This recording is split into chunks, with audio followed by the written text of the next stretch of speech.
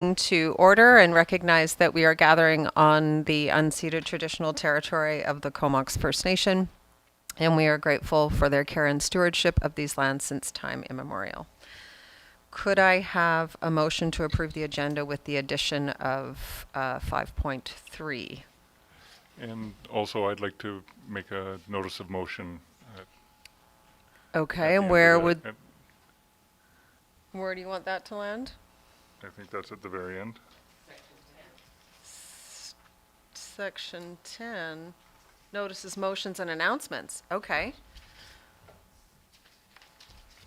Do you want to move approval of the agenda with those additions? Yes, please. And a So seconder? moved. Second. Thank you. All in favor? Thank you. Adoption of the minutes. So moved. Second? Second. Thank you. All in favor? Before we move receipt of committee minutes, I just wanted to take a moment and I did have an opportunity to attend virtually the APC meetings, and I just wanted to thank staff for the, I think, 6 hours. Staff and the APC for their 6 hours of very hard work on that challenging application, and just really appreciate the dedication of the APC to a thorough review and all the work that staff has put into getting that application in front of us. So thank you for that. And the, we're not, are they? The ABC has a second one. It's already done. Oh, okay. Okay, so now we can receive those committee minutes. Anybody? Recommend that council adopt the following minutes. Regular council meeting, May 8th. Sorry, we did those ones. Now we're just receiving the committee minutes. My apologies. Next one, 3.2. Okay. I'd like to move that council receive the Advisory Planning Commission draft minutes for May 11th, 2023. Thank you. Second? Second. Thank you. All in favor? And carried. And correspondence, Kayat Lands request for confirmation of interest. Does anyone want to speak to this particular item before we have a conversation about it? For clarity, why it's there? No? Do you want me to introduce it? I can do that. So we have received correspondence from Kayat. They are interested in moving forward on their development. Council has had previous conversations about waiting until after the OCP to consider any new large developments. And having said that, Council, questions, comments?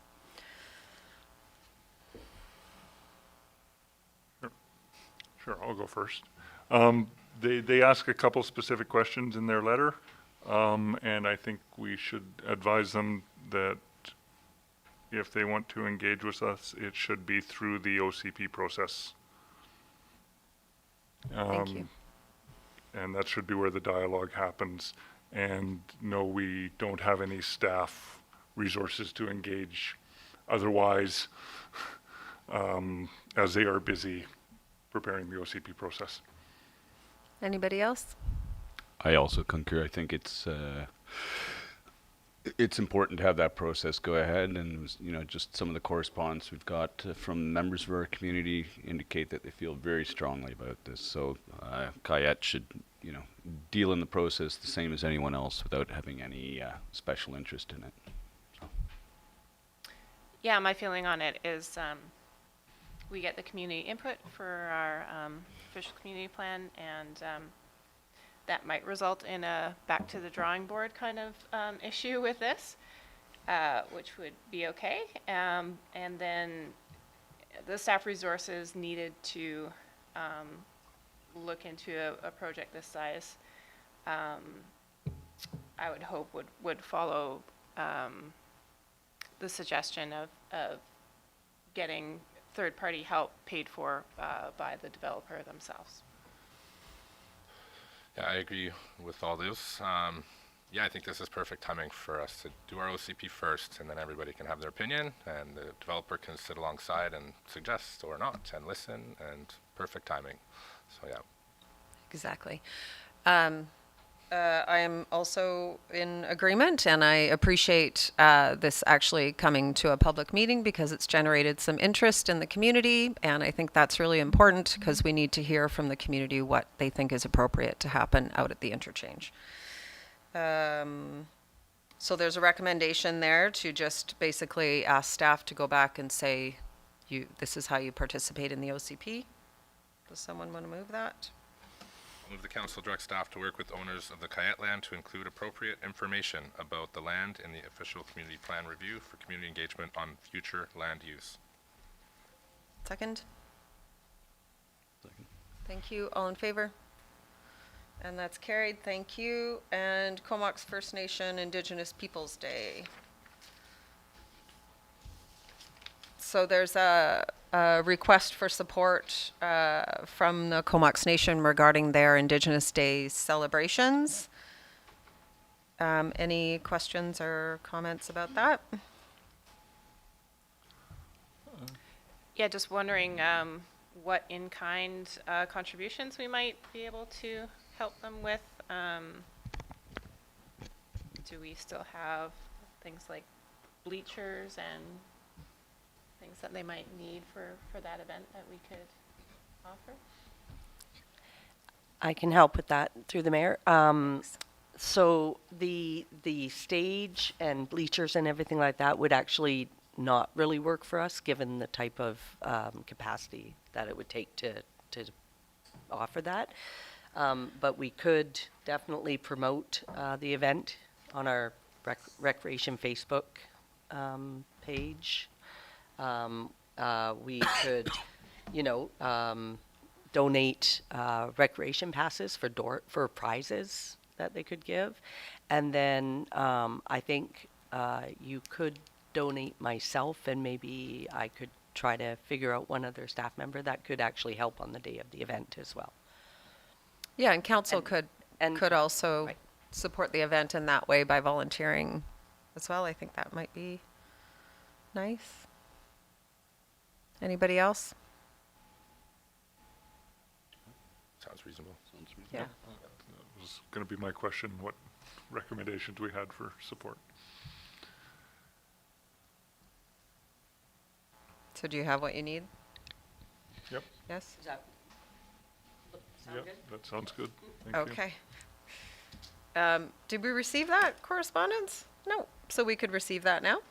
So moved. Second. Thank you. All in favor? Thank you. And development variance permit 2794 Beck Avenue. Elena and Courtney. Come on up.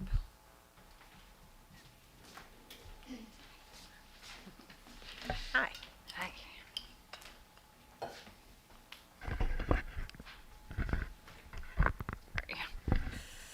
It's floppy. Yeah. Okay, I think that's okay. All right. So first report of the evening for me, 2794 Beck Avenue. The purpose of this report is to seek a council decision on an application for a development variance permit. The applicant is proposing to increase the maximum permitted floor area of a caretaker's residence from 90 meters squared to 149.6 meters squared. The applicant has previously received development permit approval from council to construct a storage facility, office, and caretaker's unit. The applicant is currently at the building permit stage and is proposing to increase the gross floor area of the caretaker's residence to increase the livability of the suite and the likelihood of a family or other residents requiring more space to be able to rent the suite. The proposed variance allows for more efficient and effective use of the property, as the increased gross floor area would not change the approved footprint or exterior finishing of the building. The proposed variance complies with the zoning bylaw, as it does not increase density, as it would remain a single-family dwelling. There are no aesthetic impacts as a result of the variance, as the form and character, which wouldn't change, has already been approved by council as part of the industrial development permit area. The height is in compliance with the zone, and there are no identified negative impacts to the function of the property or adjacent properties, as a caretaker suite is permitted on all I-2 lots. Parking is required or is provided on site, and the suite provides a level of security for the subject property and adjacent properties by having somebody on the site 24/7. Staff do not identify any negative impacts associated with the variance application. Questions? Yeah, I've got a few. Go ahead, Councillor Taryn. I'm against this. It states that the residential use is if it forms an integral part of the lot, and I agree a caretaker suite forms an integral part of the lot. But I don't see how a family-sized unit is integral to the function. They just need a caretaker on site. That's what's needed. It's totally not a suitable area for a family, so why would we encourage one out there? It's an industrial area. I don't want kids playing on their bikes in the middle of a storage lot. There's no kids' facilities out there. If we start allowing this variance, then we've set a precedent out there that this is now a family area. Then they're going to want family services out there, and it's an industrial park. It's not meant to be a family area. Anyone else? So Oh, sorry, go ahead. that's my feelings on this. I will be not in favor. Anyone else? Yeah, I actually agree. One of the reasons we would look to give a variance like this, of course, it's what we always look at, is the property unreasonably constrained or hindered by what's currently there, and for its use, I don't think it is hindered.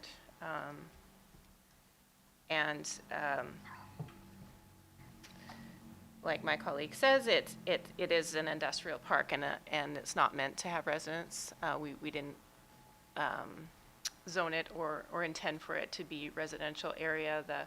The residence is really for that caretaker purpose, and not to have necessarily a home out there. I imagine that's why it was zoned at 90 meters in the first place, was to discourage family-type occupation. Any other questions, comments? Yeah, well, I appreciate the concerns. I like staff's recommendation just to provide some more options for that unit.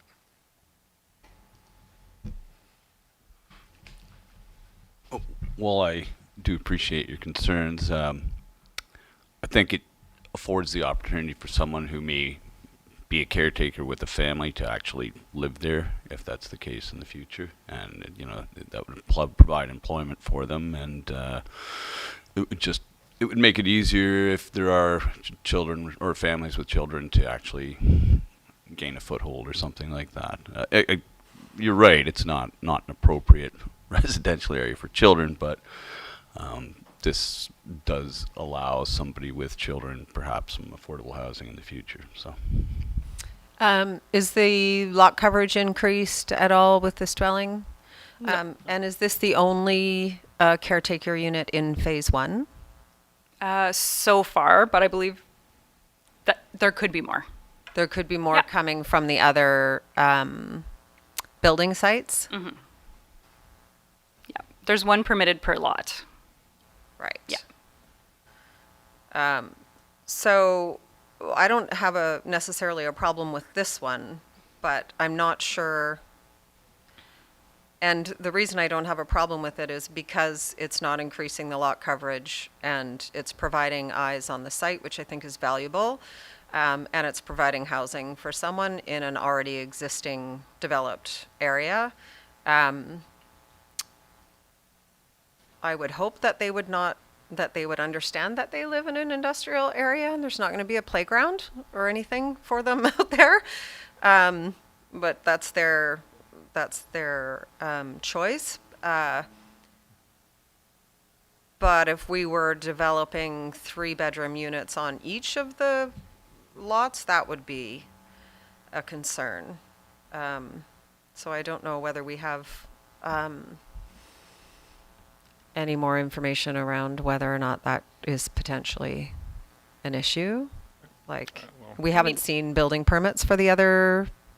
For 2 of them. There's one that I don't know yet. We haven't received a development permit. I'm just saying it's Okay. possible there could be another one. Right. But it would be case by case basis. It would be a variance request that would come to council.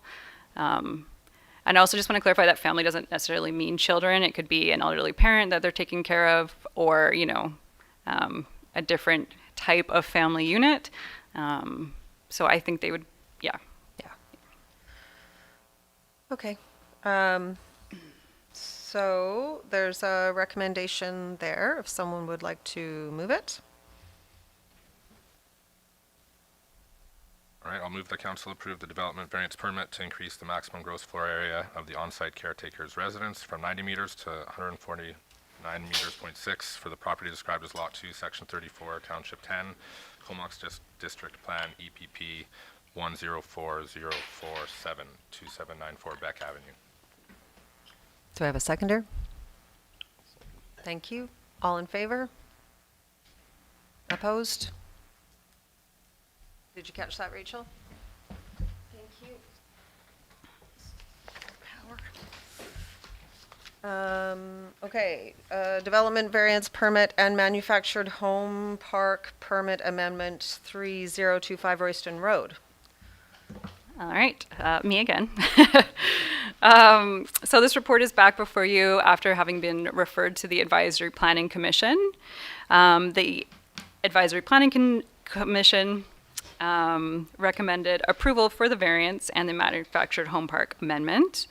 And once again, the applicant is proposing to vary the manufactured home park bylaw by changing the requirement for a manufactured home park with more than 24 units to have a second access from a public road to instead provide emergency access from a private road. The applicant is also requesting that the maximum height for all principal dwellings be increased from 4.5 meters to 5.5 meters. And an amendment to the original manufactured home park permit would be required to just reflect this permission for phase 2. Okay, questions?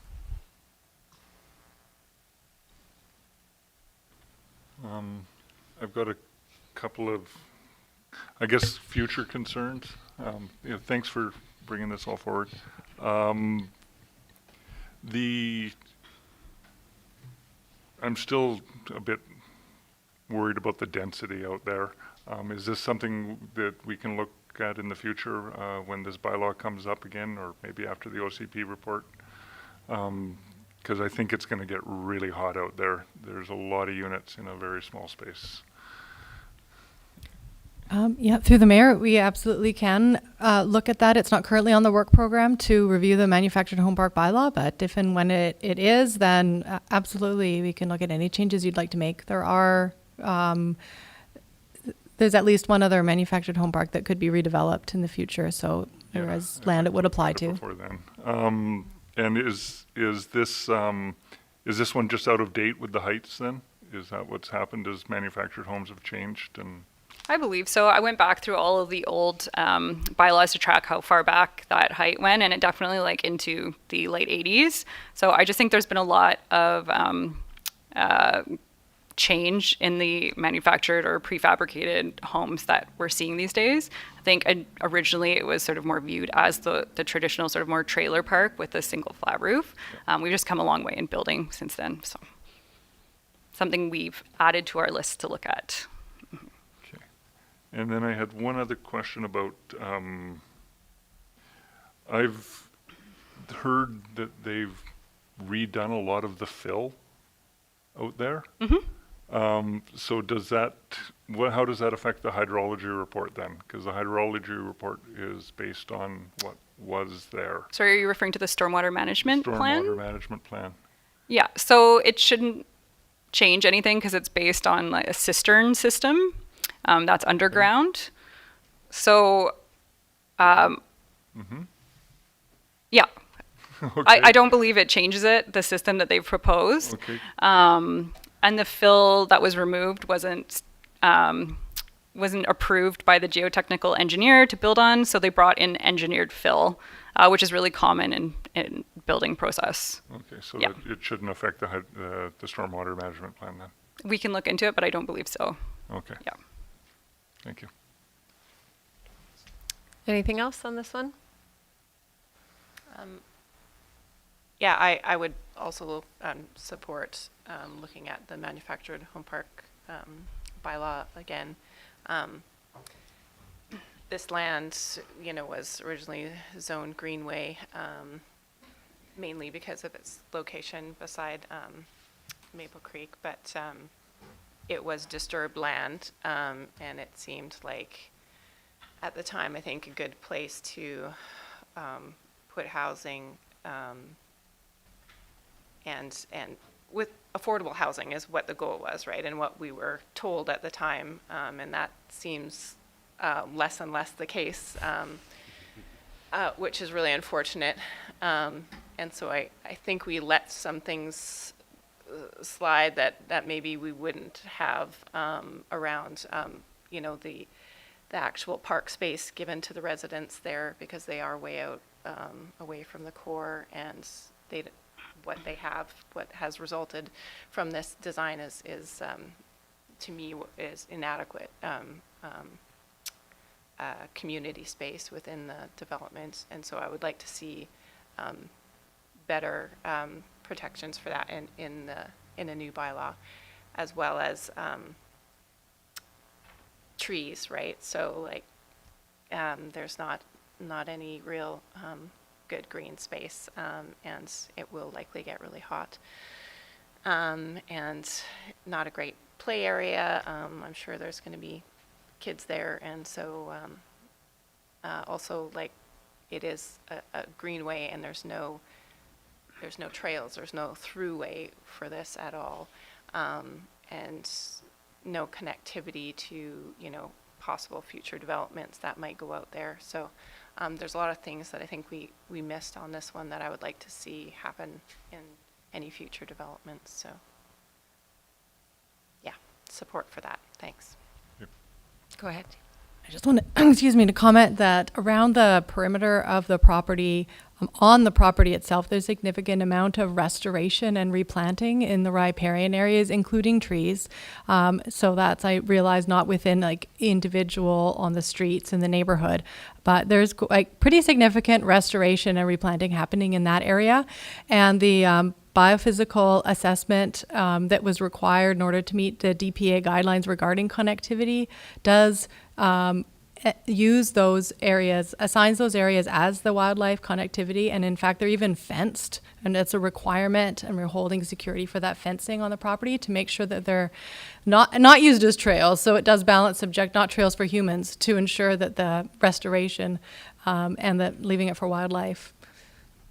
Just want to point that out.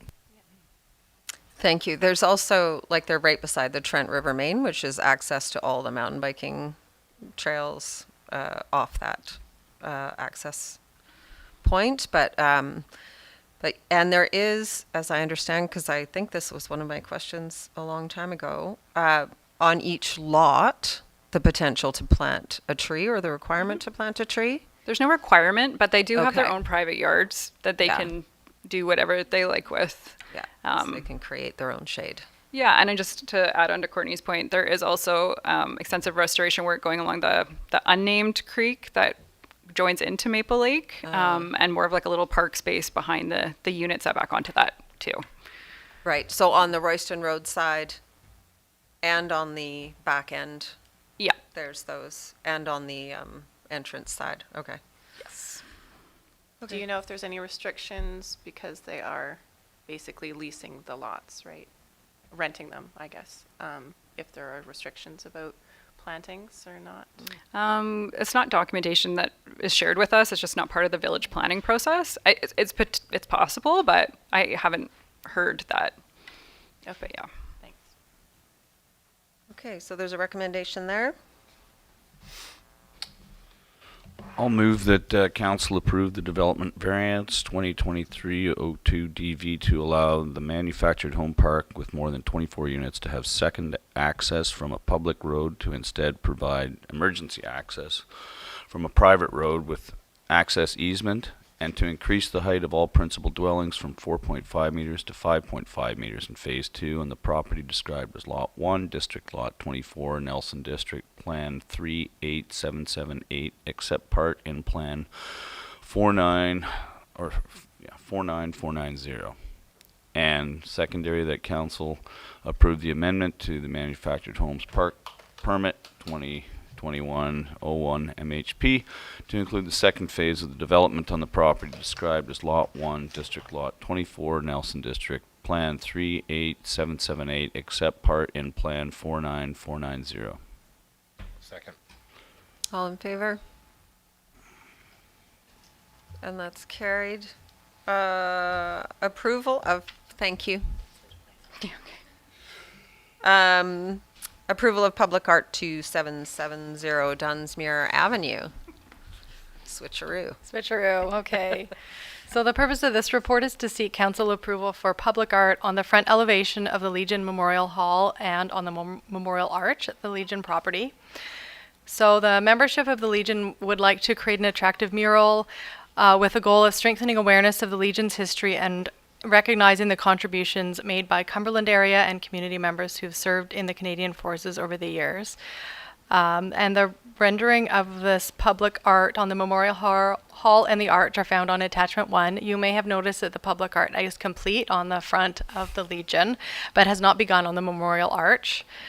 The Legion property is in the Heritage Conservation Area, so alteration of structures, including painting, if not repainting in historically appropriate colors, requires a heritage alteration permit. However, there is an exemption, says that public art as approved by council does not require a permit. So that's why this is being brought to council like this for a resolution to approve the public art, and if that is granted by council, then they are exempt from requiring to go through, having to go through the heritage alteration permit process. Further, there's a bylaw 818, heritage designation bylaw for the Memorial Arch, just the arch, not the building itself. The arch predates the building. We've built it at different times, and the bylaw states that any alterations to the arch are subject to approval of village council. So this is why there are two recommendations separately sort of dealing with the two different things. There's the Heritage Conservation Area and the Heritage Designation Bylaw. So our analysis here, the recommendation is to approve these murals. Our analysis is that they are attractive but also very specific to the purpose of the Legion, very unique, so not necessarily subject to the same kind of considerations that we would have for any other types of public art in the downtown core. The Legion has gone through a process with their membership of coming up with these designs, and yeah, the recommendation is for approval. Questions? Comments? What happens if we say no? Well, the applicant is aware, as I advised them, that that they would not have approval for it, and they were aware they could repaint over it in white back to how it was before. Yeah, no. I actually quite like it. It looks fine. It is I very. was just curious because It is very dramatic. I did get a comment from the woman from the base who attended the long weekend parade with us as the representative from the base, and she did mention that there were no female renditions on the building. So potentially that feedback could go back to the Legion. Maybe there's a woman on in the new painting on the arch. Now, the Memorial Arch paintings, I don't think they have. Soldiers and poppies on the inside. Oh, on the inside, yep. Okay, yes. So Absolutely. potentially female soldier. Potentially. Yeah. That's all I would say. So there's a recommendation there. I'll move that council approve the mural proposed for the front elevation of the Memorial Hall at 277 Dunsmuir Ave, and that council approve the painting proposed for the Memorial Arch at 277 Dunsmuir Ave. Second. All in favor? And that's carried. Okay. Development variance permit application 2934 Ulverston Avenue. All right, me again.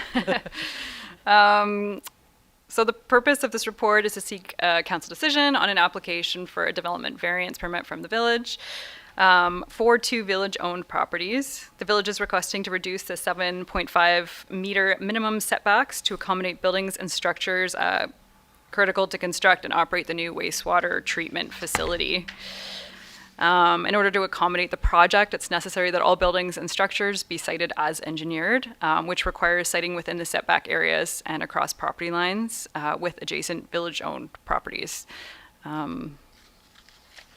Staff recommend approval. Questions? Just to be clear, this is, all the setbacks are within our own properties. We're not asking for variances on property lines with other. So there is one, the the accessory storage containers along the southern property line. We're asking for 1.5 meter setback. That is bordered with the industrial laundry facility. That one, and everything else is village property. And they were fine with that? The signs up, didn't hear from them. We went through the required public notification process. Okay, Yeah. thank you. Doesn't really look like they go back there. I don't, yeah. Yeah. It was fortunate that we went and had the, The photo op today. yeah, Yeah. went and did a site tour today, and so looked at the setbacks up close. So, yeah. And sorry, I just want to add to that the existing waste treatment facility is already crossing the property lines. Several property lines. Several yeah. property lines. Yeah, it's a bit of a, yeah, there's 3 separate properties that it touches, so, Okay. yeah. Thanks. Okay, there's a recommendation there. Someone's willing? Sure. I'll take this.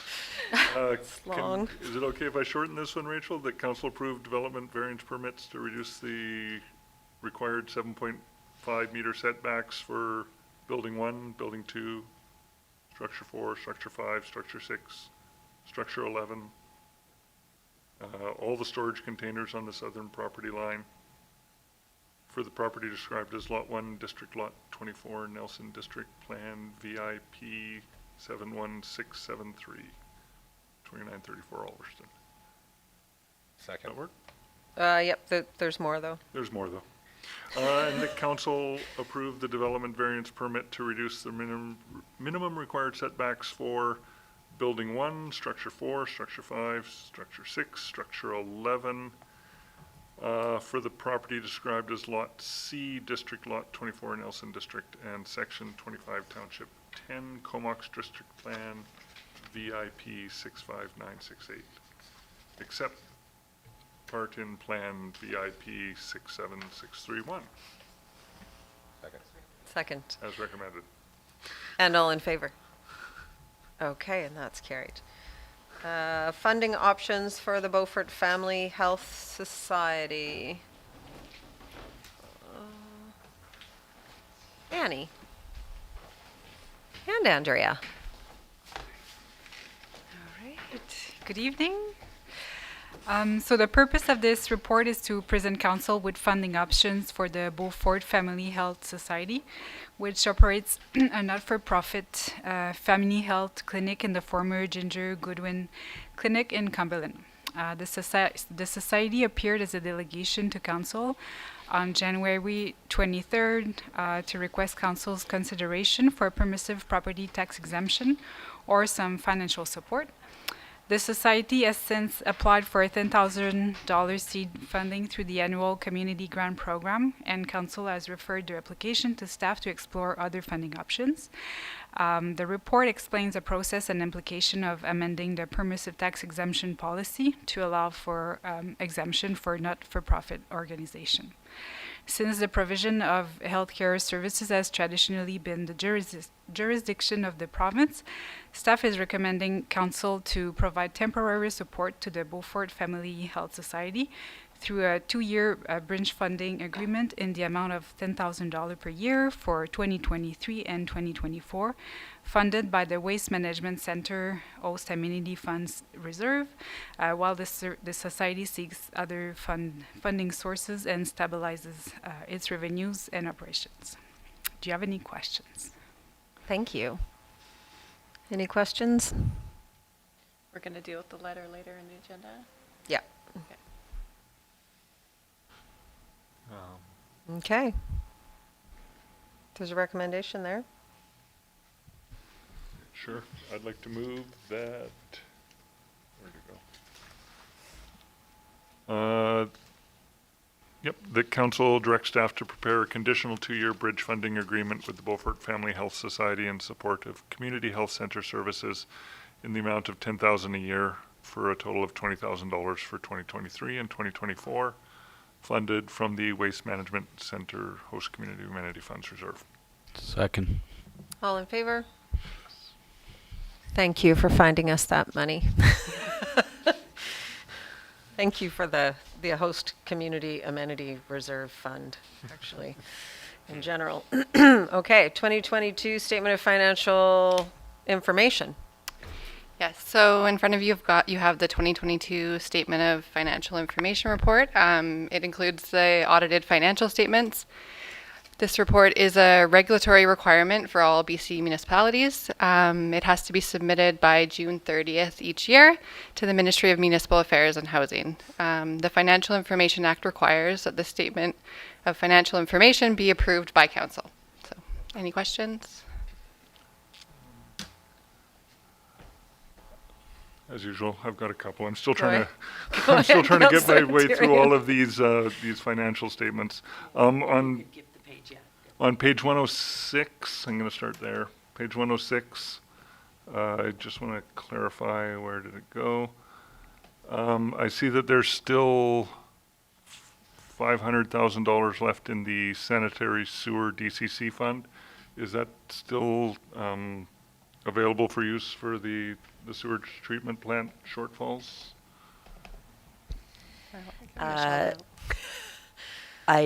I believe that we would have to look, I think there is a dollar amount that's still in there for the future, like, but not for the current. Like, we already took out DCC funds and for the Okay, so current. not But for there phase is, 2 or yeah, phase 3?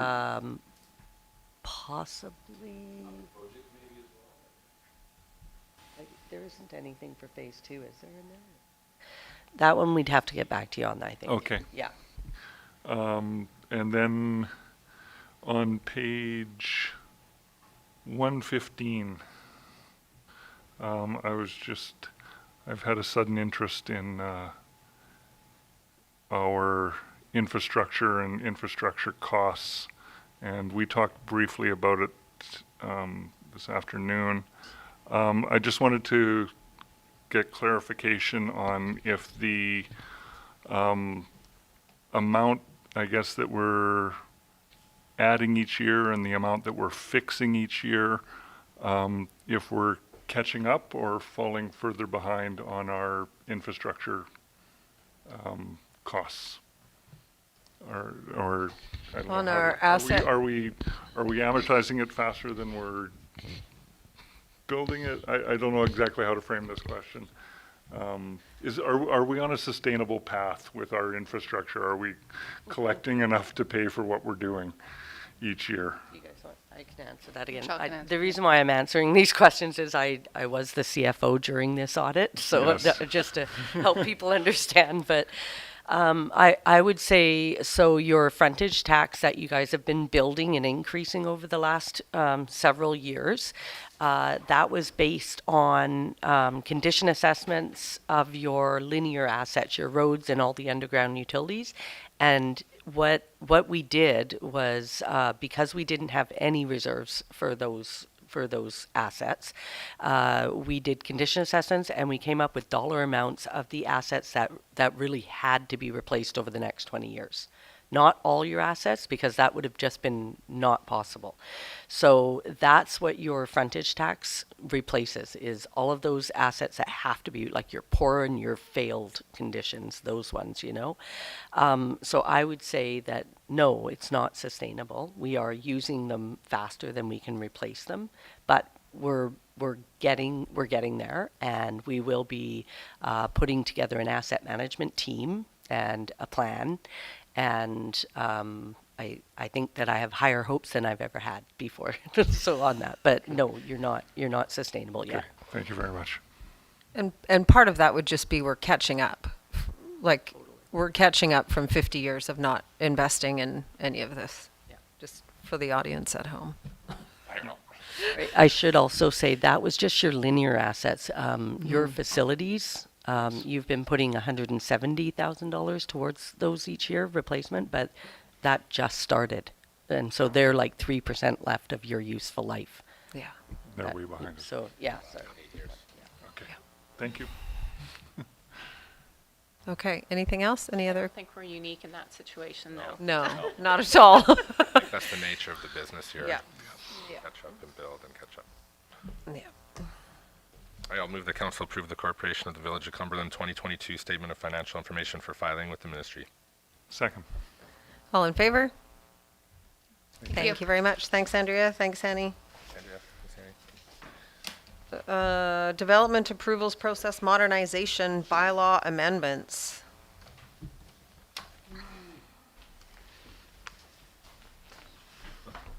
Hello. Hey, hello again. That was a lot of pages. So many. Yeah, that was a lot of pages. I know. That's a lot of pages. That was long. Long attachments.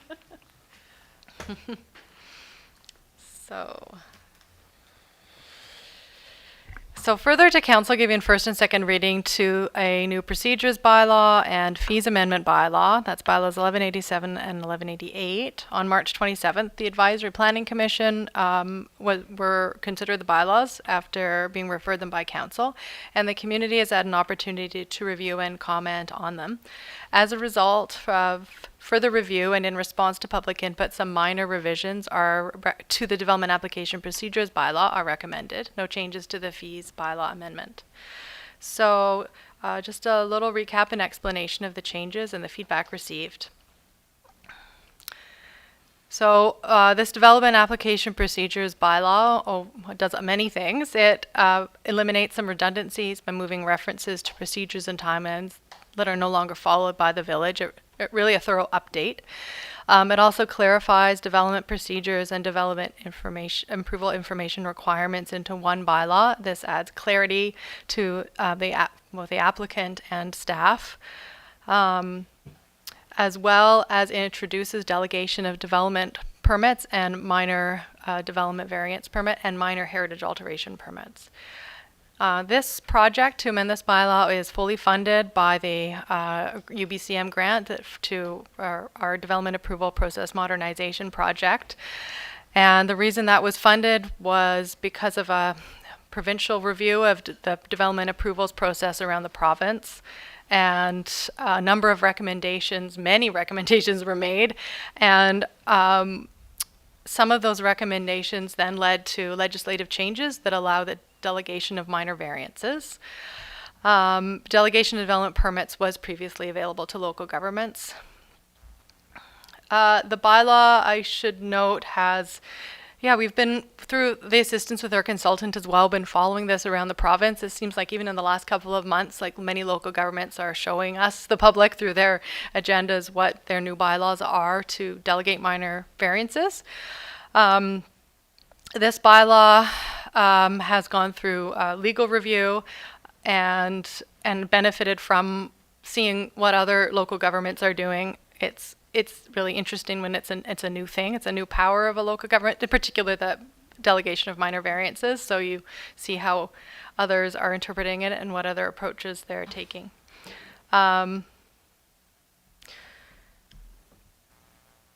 So I just switched my other notes here. I wanted to say that we received So the APC recommended approval of both bylaws. We received 2 written submissions from the public. And one of them had quite a few recommended revisions, many of which we did incorporate. Those were very good editorial improvements to the bylaw.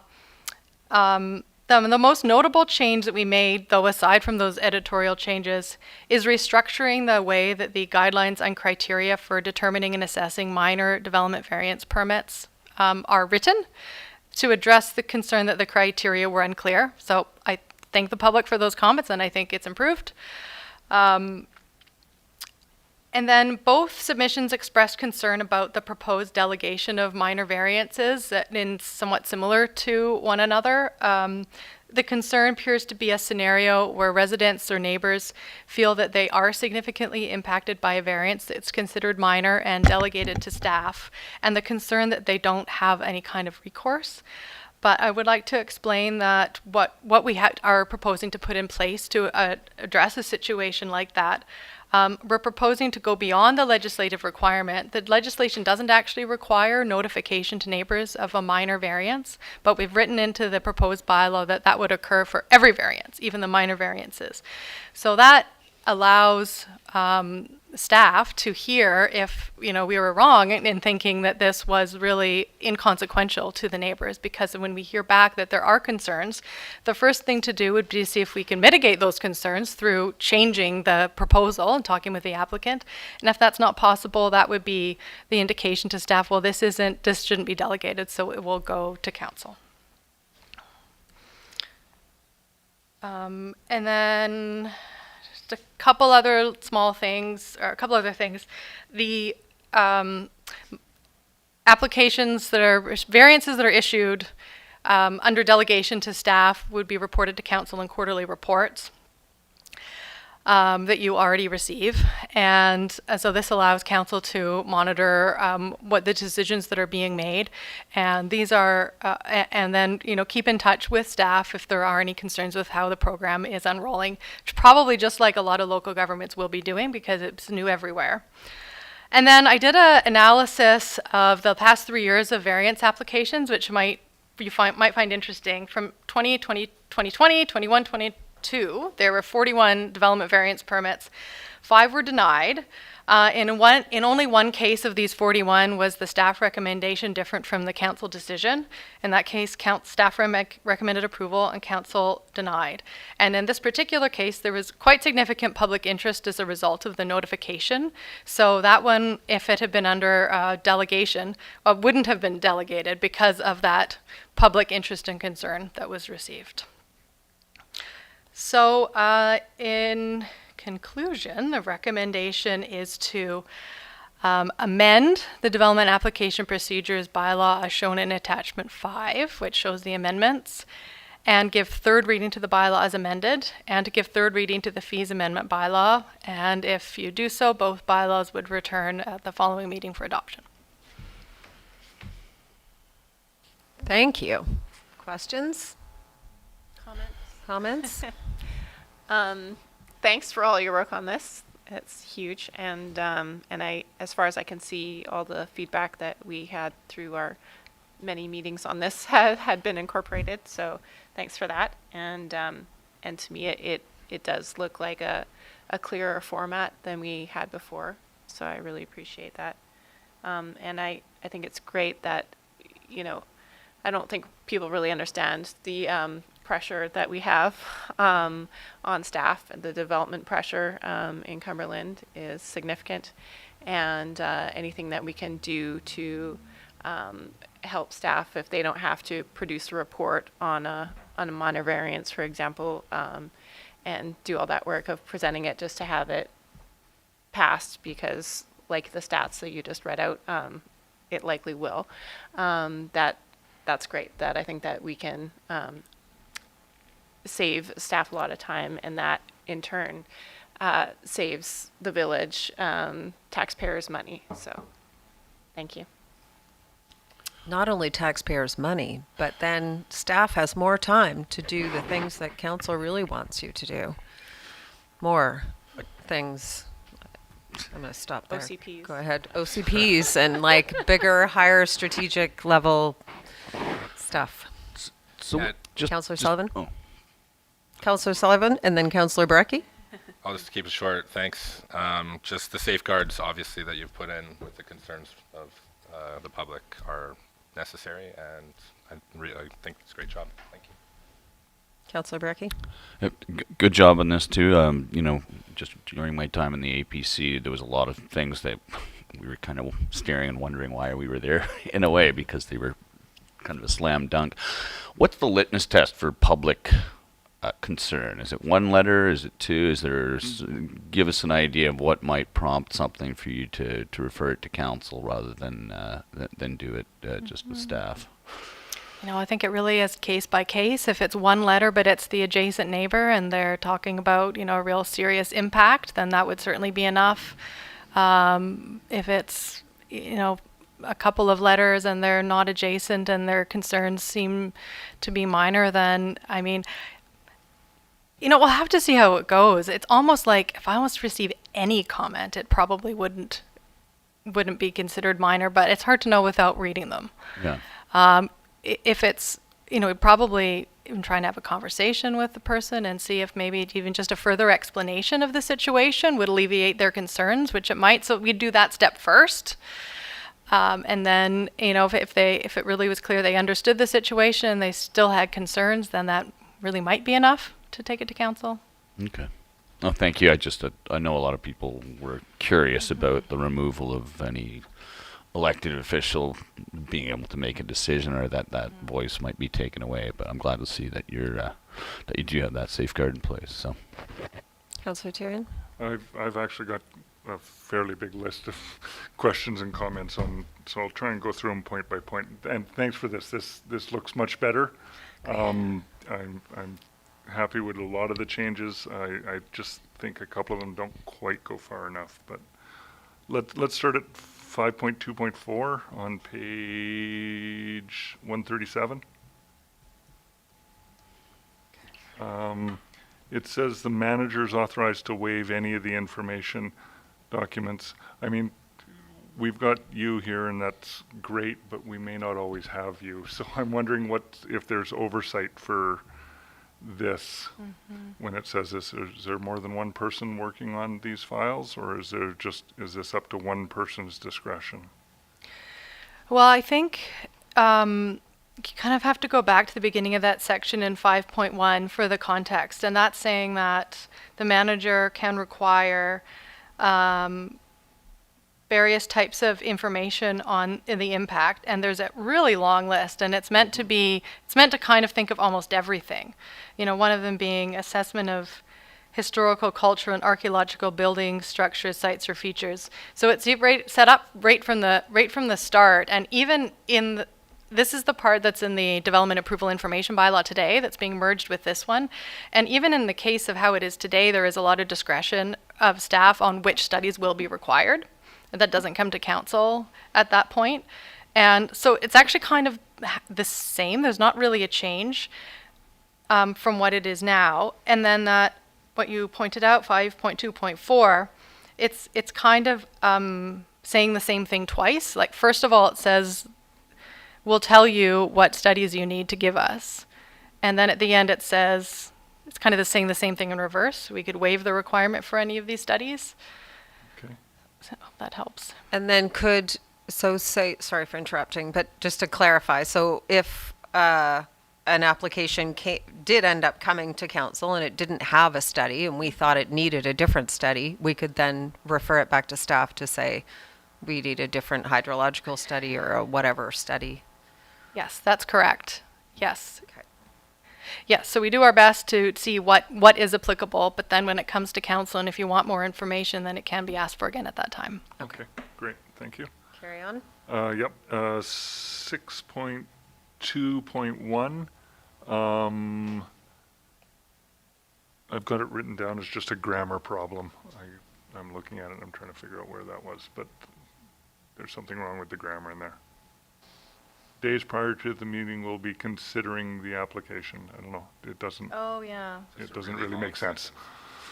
The very end of it isn't it Yeah. runs out of meaning there somewhere. So that's just a grammar problem. Fixed outside of the bylaw? Okay, yeah, I was just, okay, so should that be in the resolution, or is it grammatically minor enough that we can? I think Maybe I we see should where it's include going, it. and it seems to be fairly minor, like to fix the grammar, and it shouldn't be too hard. Yeah. If the intent is clear, we could adjust, we could correct the grammar. After approval, yeah. Okay, so it sounds like, I think, is the intent clear? I guess I'll ask the question. Will be, 10 days prior to the meeting at which the application will be considered is the intent. Yeah. So if that's an agreement, then we can Yep. fix that. Okay. I would just like to add to that one, though, that that the notification also shows up on our public website. We're going to have the back office part of this is a big update to our website. Will that notification also appear on the public face of that website? That's the intent, yes, and we've started adding the notifications to our website, our current website now as well. Okay. Just very recently. So they're there on the current development page. Okay. Yeah, and we were going to send them out in the council reader so that we're aware too That's as well. that happened in the last reader as well. Yeah. Yes, thank you. 7.4. This is where the applicant holds a meeting, and then the applicant gets to summarize the meeting and submit the report. How does seems like it's how to verify this? It's they hold the meeting and then they report on their own meeting. I don't know, it's chickens and hen houses kind of Yeah. situation. It is basically how it happens currently. We do have a template report for them to fill out. And I think we're improving that through this project. So it's a balance because with a meeting like this, we do want it to be led and hosted by the applicant rather than, because they can decide what kind of information they want to present at this early stage of their application. So they're putting in some legwork instead of staff at that point. So, it's generally worked so far. I think that there's enough community and staff oversight to be aware if there's some incorrect information or something like that, which will then get sorted out through the application process. So there is an opportunity for somebody to say, no, I've been mischaracterized, or that's not how I remember it. Well, there is through as the process evolves. I think that the report would be quite summary in nature, so I wouldn't expect it to be quoting anyone or being all that specific. Okay. The general idea of the public feedback is what we're after. I'm sure any negative information we would get from those people specifically, Probably. not through the developer. Is 8.1, is that the agencies and other level, is that referring to like APC and Heritage Committee? Is that agency referral process? But also provincial, so there are other levels of provincial approvals in some cases as well, Okay. which I think that would apply to. 9.2.1. This one struck me as backwards. Shouldn't rather than taking security for each phase, shouldn't all the security be taken up front and then as each phase is completed, the security returned?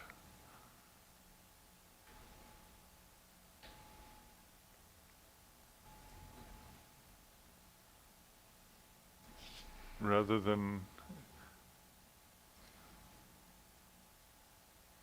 because if they, I don't know, it's like, how do you, if you don't have any security, how do you ensure that they do execute the next phase of the plan? at that point, you're going and asking for security so that they, like, right, it seems backwards to me. We should be asking for all of the security and then returning it as each You phase know, completes. Yeah, I think you're correct, actually, and I think we could fix that.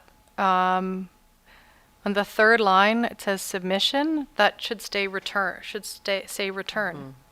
I think you're correct. We collect it all up front, and the point of this one is to return it in phases. Okay, so that's a Yeah. okay. Yeah. Thank you. Good. And so I think, yeah, when it comes to the motion, we'll include that one in the resolution, that change. Okay. Good. What are my next notes here? 12.6.2. We're all the way down. Okay, now we're getting into the fun part here.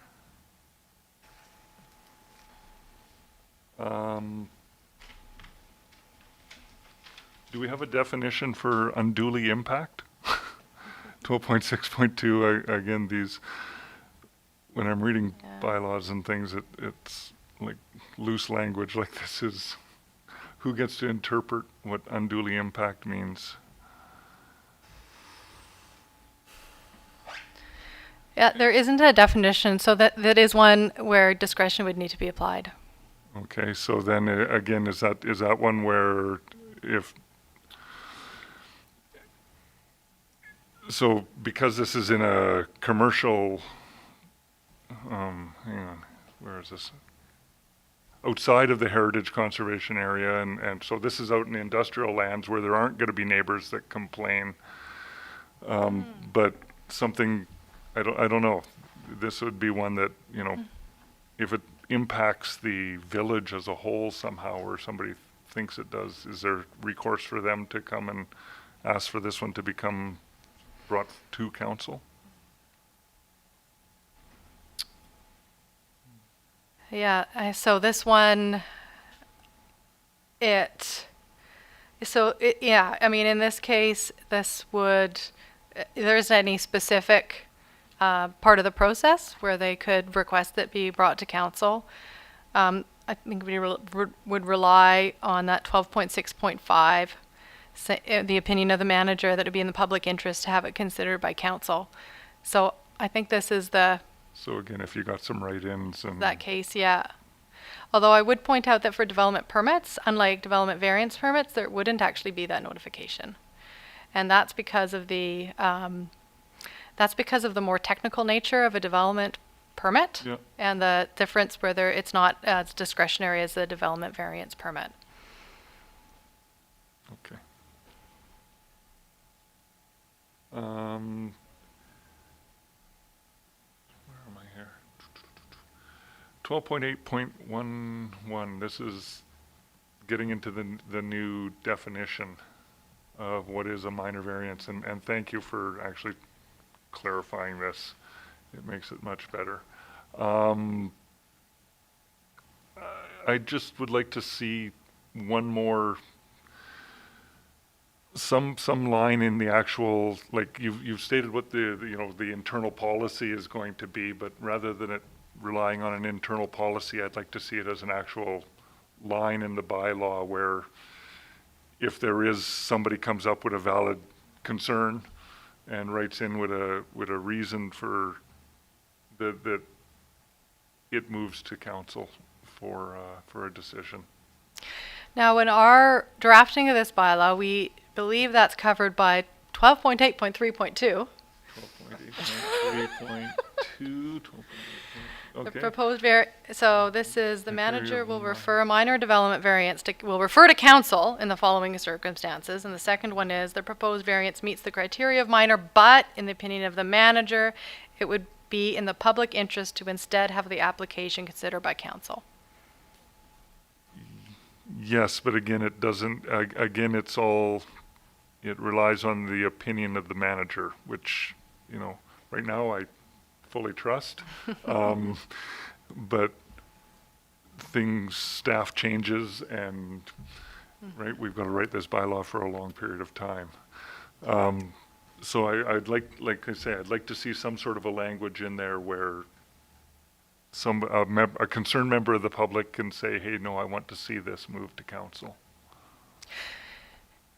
So I think if we received a letter like that, then staff would refer it to council. Like, I think we need to have a level of trust in the staff to administer the process in a good way. I understand your concern and depending and us depending on the discretion of the manager. I hear that, but I also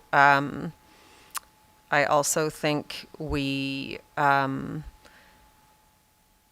through our CAO trust that she is managing our staff in an appropriate way, and that our staff is aligned with our values, and will use good judgment to bring things that are potentially contentious forward to council.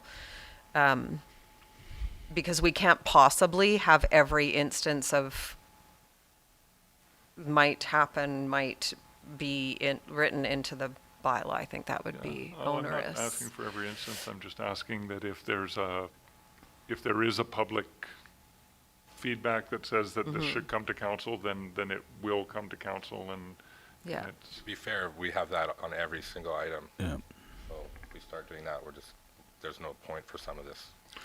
Well, I think Courtney's explained how that process would work. So if there are letters, if there are members of the community that are concerned, then the department would bring it forward to council. And council has the option of at any time saying, okay, we would like to review this particular we don't. application. We don't. no, we do not. No. Well, that's something I think should be in there. If Well, we yeah. do have the option if we get new staff and they go mad with power, that we do have the option of changing the bylaw. We Yeah. do have the option of changing the bylaw, but we do not have the option of taking an item and saying we want to look at this. That is not in the bylaws.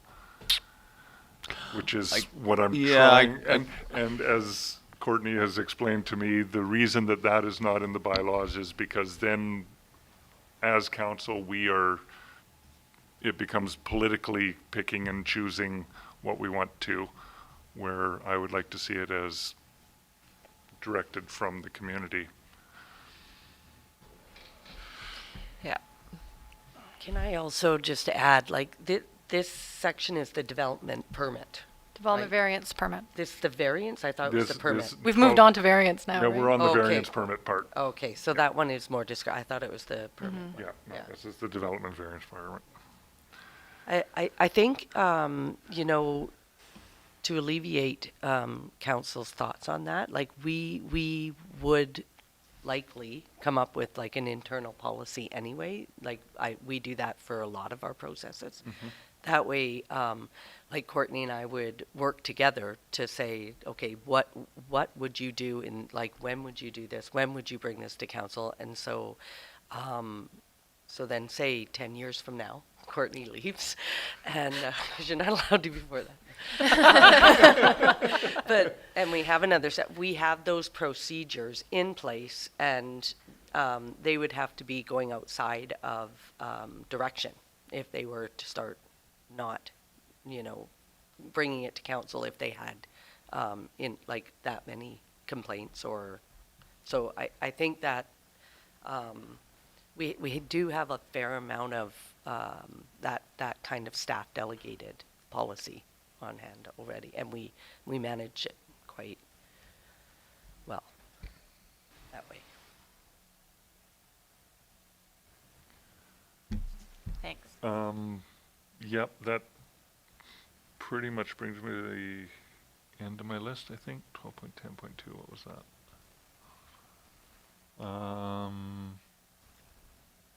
12.10.2, only minor variances are requested. Do these variances have to be, does notice have to be provided for these variances? Once it's, this is for an application that's already in process, and then halfway through it, they decide that they want to vary something small, I believe, do they then have to come and provide a notice of this variance? this is. I'm just I always checking wanted to something be a here. lawyer. I just never could afford law school. Sherman.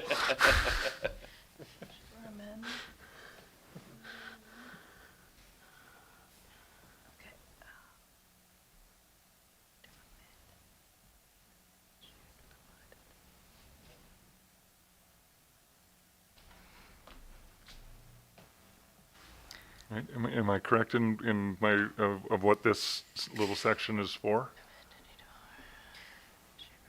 I think that this is just sort of bouncing back to 12.6 and 12.7. The changes are minor in nature.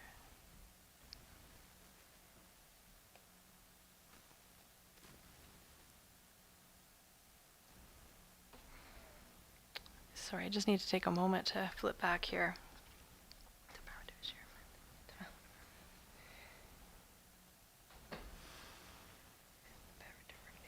Saying that, it's saying that Well, like, I'm the just- only way you can do those ones is if it's minor. That's what this section's, or something like. Yeah, Well, so this is it looks like the Yes. development Yeah. permit has been issued, and then somewhere along the line, they've gone, oh, we've got another minor variance we want to request, and I'm just wondering, we're gonna, whatever it is, we need another 6 inches of height.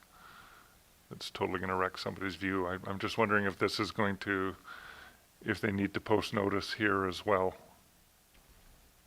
I wonder if Does that this actually doesn't mean like variance in terms of like asking for a variance, but a variance to the thing that's already been approved. Like it's a minor That's right. change to that's how I'm reading it. Yes. I think Yeah, so, yes. like it's not, yeah, Yes, I think that's correct. It's not. different use of the word yeah, variance. The term minor variance in there is, I don't think it's what we're classifying as Okay. delegated As- authority. yeah. I think it means minor changes, right? Yes. I think Okay. so too. Yeah. Yeah. So maybe that wording should be slightly altered then, so that it, okay, yep. That makes sense. Yeah, that brings me to my end of my list. Just as section 13 lays out a way to, I guess my biggest concern is section 13 lays out a way for the applicant, if they don't like the decision they get from the manager, to bring it forward to council. It just doesn't feel like there's anything on the other direction. But internal policy is going to take care of that, is where we're at. I'd feel better if there was some kind of fail-safe in there where, like, again, I think the council is the full trust in staff currently, but if you don't have that fail-safe built in, then there is the potential for a lot of mistakes to be made, or for the public to feel that they're not being heard until such time as you change the bylaw and undo that damage. And I still think I still think there ought to be some measure where if council feels strongly about it, they could request that it be brought to council. Right. So the trick would be, how would we know we felt strongly about it if it's not coming to council in the first place? So there's a development going on in the community. If we hear about it from other people, very likely Courtney and the planning department are also going to hear about it from other people, in which case it would come to council. If we don't hear about it, and then clearly the community's not concerned, and Courtney also wouldn't be concerned, and it would go forward.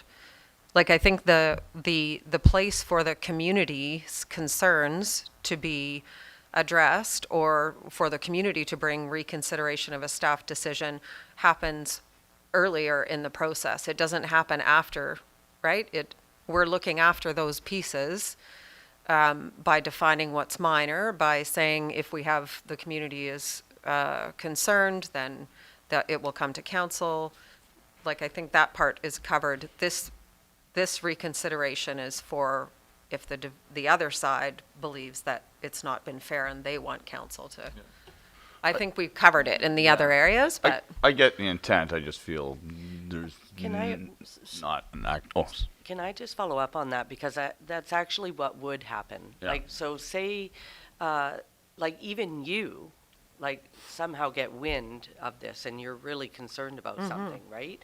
Then you would likely go to your mayor and then that would go through to staff and that would indicate to staff, I believe, that it's not a minor change any longer because there would have to be some way there, of you being able to find out about this being a problem, and that's how you would know it's a problem, and then that would be the indication of that it's a problem. So even if yourself knew about this somehow, yeah. then that would be enough to talk about it, right?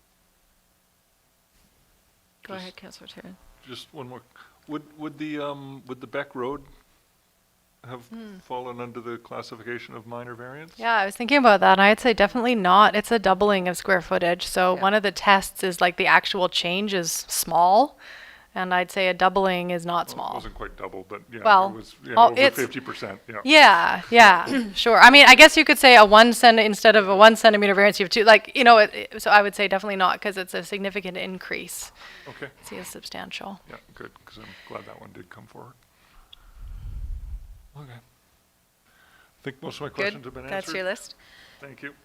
So I did have a question about, we had an experience with the last notice that went out for Coal Valley, that it was not terribly informative and also led people down a road that it maybe didn't need to.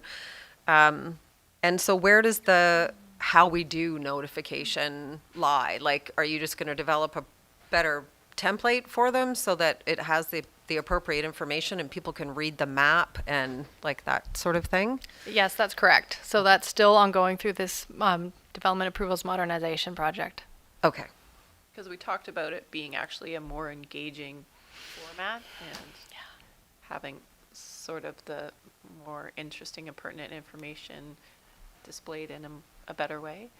Is that still? So that people would Yes. know why it's being Yeah. Yes, that's correct. We're working on all of those things. Yeah. awesome. Thank you. Okay, so there's a recommendation there if anybody is willing to move it. And Oh, there's one thing to be added. If the recommendation is to give the third reading, there was that one more amendment. the 9.2.1. Yes. Do you have that handy, Troy? 9.2.1. I don't know how to exactly fix it, but yes, it was 9.2.1. With the so we could just say with the revision or the clarification of 9.21. Well, there was Well- that one, and then there was the grammar on 6.2.1. So I think the only thing that needs to be in the resolution is for 9.2.1, I would say, and Rachel can correct me if there's better wording, delete submission and replace with return. Am I getting a nod? Yes. Let me read that with that in there. Or refund. Or refund, yeah. What Yeah. word are we using in the rest of it? Are we saying refund? I think it's refund, but I'm not sure either. And the refund of the related security deposit at each phase. Yes, that works better. Returned. I do say return of security in 9.5. Okay. And the return of the security Return. of the related security deposit at each phase. Yeah. Return. Okay. Yes, that makes, that's much better. Do we have a mover? Thank you. Do we have a mover?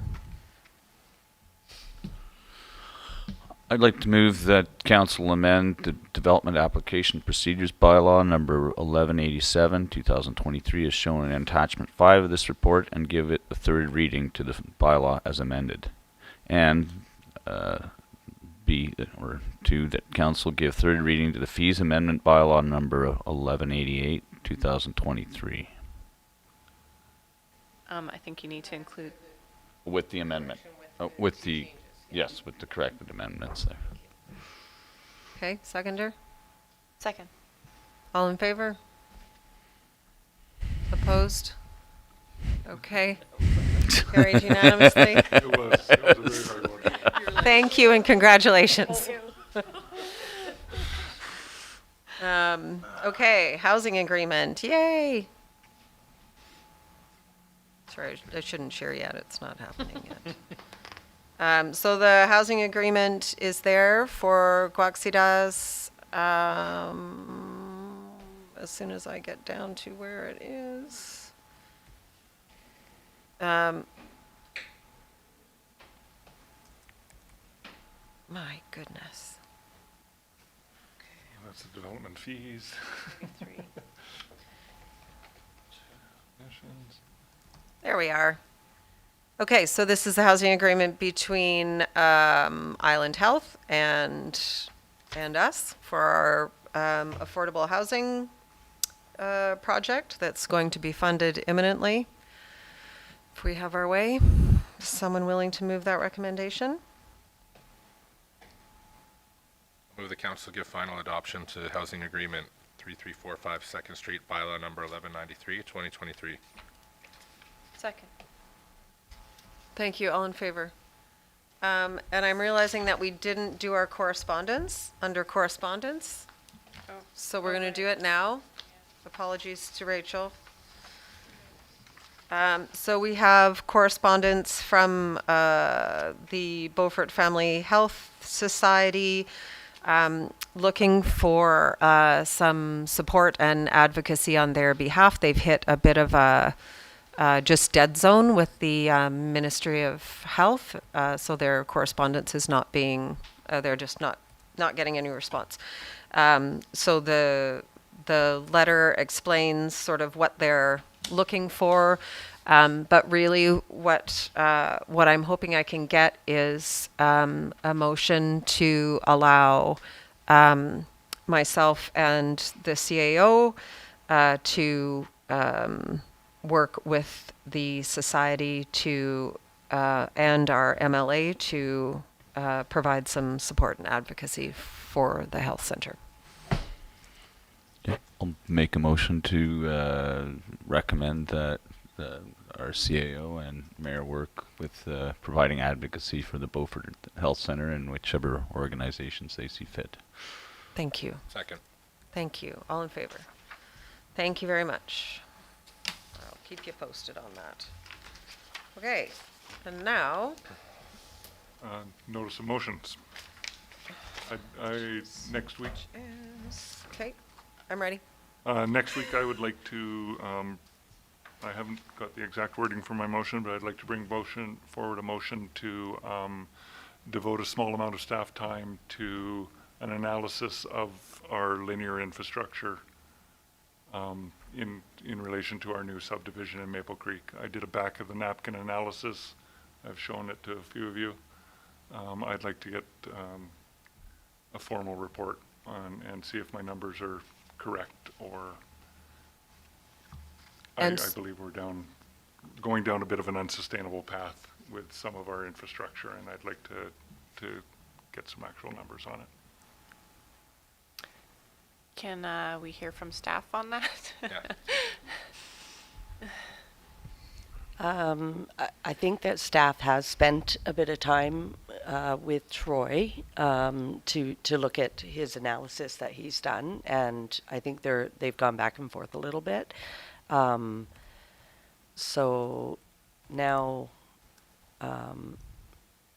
I think what Troy wants is somehow it brought back in front of council so you can see what the results are, because I guess it might prove that single-family development doesn't pay for the services that it needs. And so I would say this is an emerging item. So I think because staff's already gone back and forth, I wouldn't think that this is affordable on a regular basis, but I think that it might be doable if council so wishes. So staff have already reviewed it and have something to bring forward? I haven't I'm not exactly sure what the results is, but I think they have looked at it, and there might have been some things that might have needed to change or something, and then you guys went back and or something. Yeah, and so I think that staff are able to work with the analysis to fit it in. Because the other, I was going to say, if your analysis has already gone, has had some eyes on it, and we know it's true, which we already all know it's true. So we just don't know the exact number of that in sustainability, which is not unique to our village in any way. That is just the normal course of single-family dwellings don't pay for themselves. I was going to suggest that you just bring that report in your monthly council report to the next council meeting. That would be another way to bring it forward, where it's your information. Can I do that? I don't know if that's a better way or a... For a request for action? I don't think it's a request just for action, Oh, no. Well, my request would be for staff to bring a formal report, but if you would rather it just, I bring my own informal report, as I'm willing to do that. So the monthly reports are usually to report on your actions, like on your like what your responsibilities are as council. But I don't know. I think if we're going to see it, then it should probably have the staff input, and it sounds like they've already given that staff input, so probably a staff report's better idea. Might be. Yeah. If we're not taking too much resources away from Yeah. other. Yeah, I would have to say, this is a one-off, but yeah, I'm not sure we could afford to do this on a regular basis, if that helps. I think it's a really valuable exercise, and I think it's really, and I agree that we want it to come forward to the public, because I think that's valuable information. So if staff have time to do it, then okay. Yep, I think Okay. we could, yep. So what do we need to do about that? I'll We need to make a motion? second his motion then. So you Is it a made the motion now for or- staff. or- I think the process is, with the notice of motion, is Councillor Therian is just providing notice of the motion to come at the next meeting. It's not for debate or decision at this Okay. meeting. So provided notice, Councillor Therian, if he wishes, will include a written submission to Yep. council on the next agenda. Okay. We're not voting on anything right now. No. It's not so for debate or The No. or motion will decision come tonight. forward next week then. Okay. That's Okay, correct. thank you. Just to add to that, I think it's because it's coming on the fly, it's just to give council a chance to really think about it before it comes back to you. Like now you've got a heads up.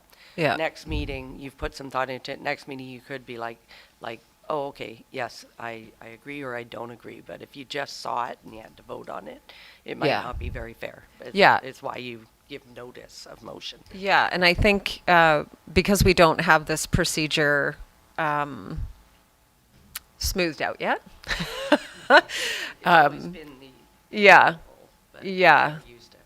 yeah. So so thanks for learning us on and getting us to do a notice of motion, because I think it's a really valuable tool for councillors to bring things forward. I think it's important for us to bring things forward that are concerning, and so that's great. Village Hall. Village Hall on June 5th at 7 p.m. This is our outdoor Village Hall.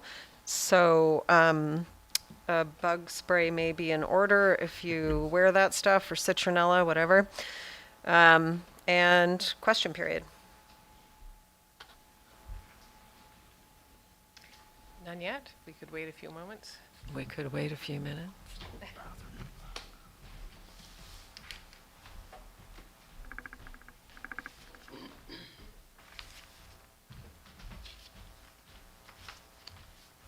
Got to talk to Dan about that theme music.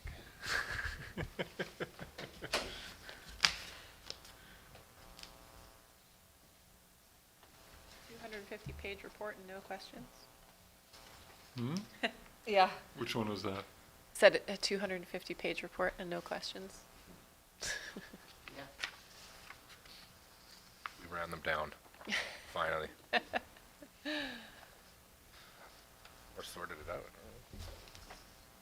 Covered all the bases. Yeah, staff's just that good. I think Courtney answered a lot of the questions in the presentation. She did.